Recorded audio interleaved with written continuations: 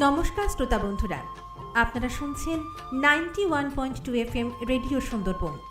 আমি আছি আরজে পৌলমী।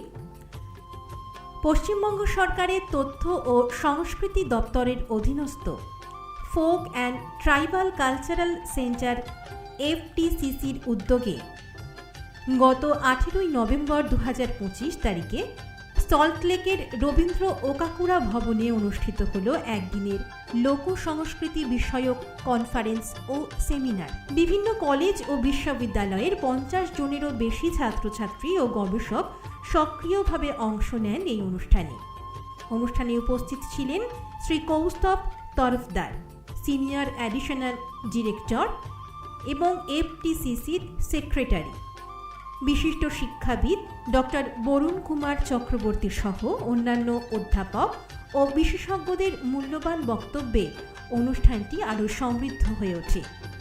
উত্তর 24 পরগনার লোকাচার, লোকবিশ্বাস, আচার অনুষ্ঠান, স্থানীয় দেবদেবী ও লোককথা নিয়ে গভীর আলোচনা হয় এই সেমিনারে, যা এই সেমিনারটিকে একটি স্মরণীয় মাত্রায় পৌঁছে দেয়।